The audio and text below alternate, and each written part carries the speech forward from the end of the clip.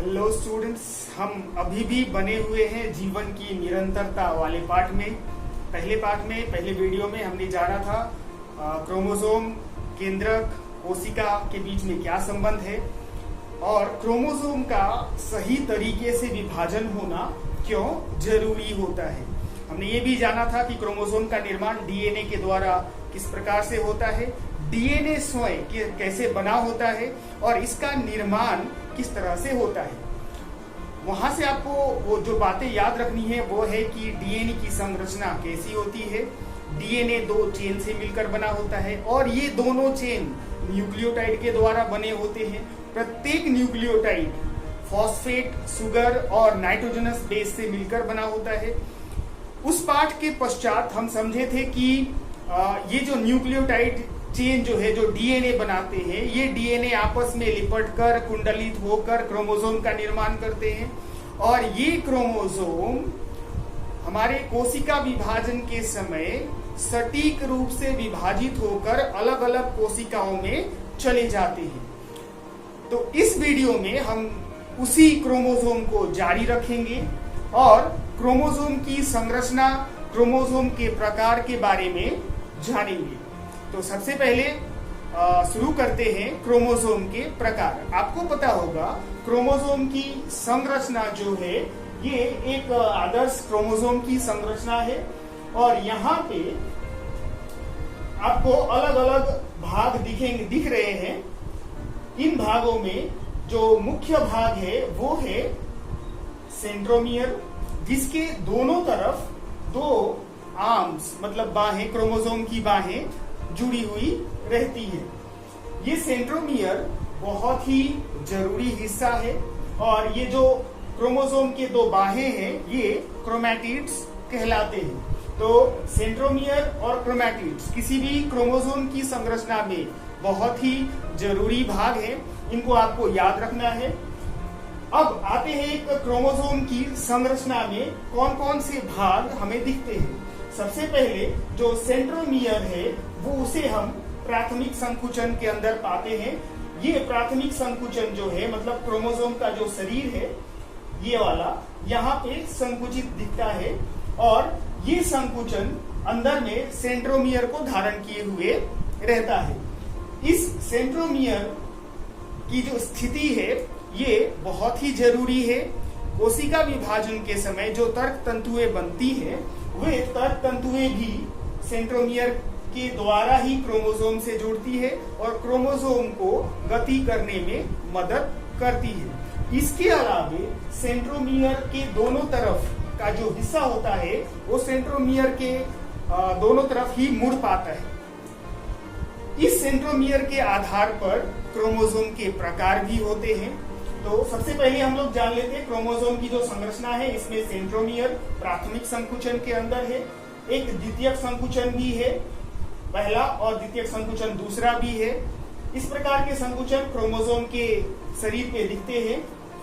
पहला जो द्वितीयक संकुचन है वो न्यूक्लियोलस से जुड़ा हुआ है, क्योंकि कोशिका विभाजन के पश्चात जब न्यूक्लियोलस फिर से उत्पन्न होता है तो यही वाला जो हिस्सा है न्यूक्लियोलस की उत्पत्ति में सहायक होता है।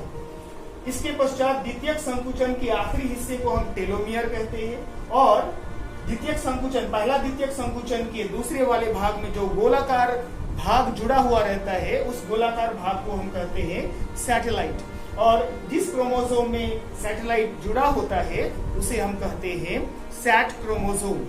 तो ये था क्रोमोसोम का आकार और इसके अंदर में आप दानेदार संरचना भी देख पा रहे होंगे।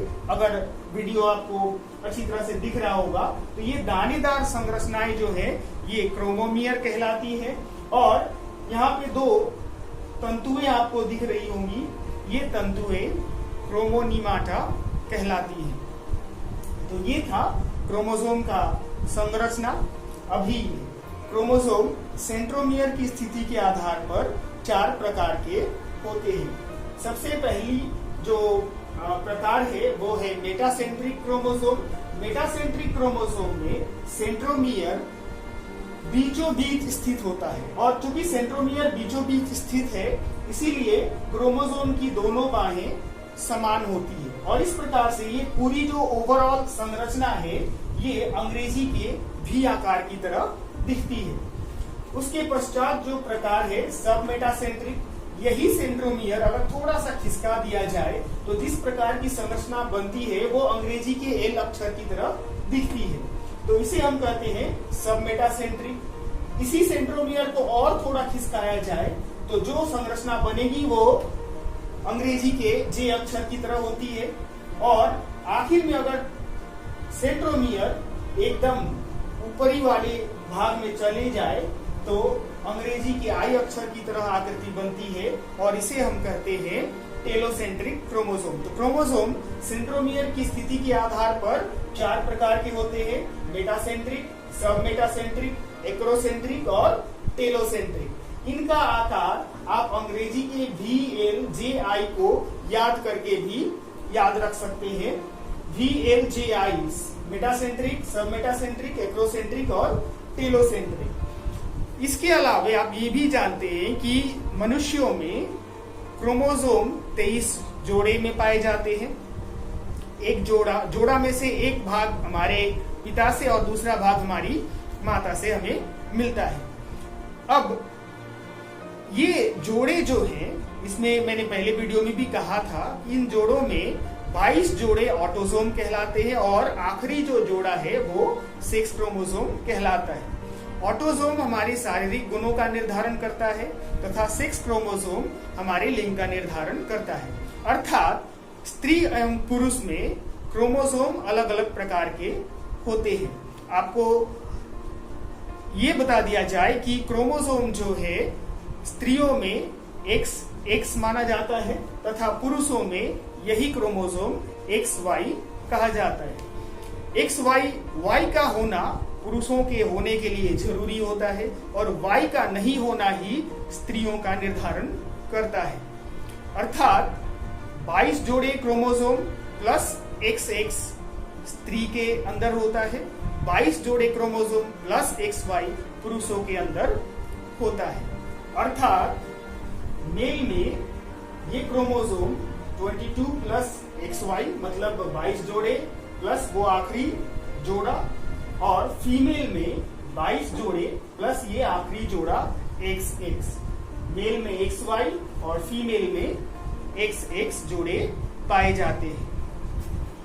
तो अगले वीडियो में हम लोग जानेंगे कोशिका विभाजन क्या होता है, कितने प्रकार का होता है, और कोशिका विभाजन की प्रक्रिया हमारे शरीर में कैसे चलती है, और अंत में हम लोग जानेंगे इन कोशिका विभाजन की विभिन्न विधियों का क्या महत्व होता है।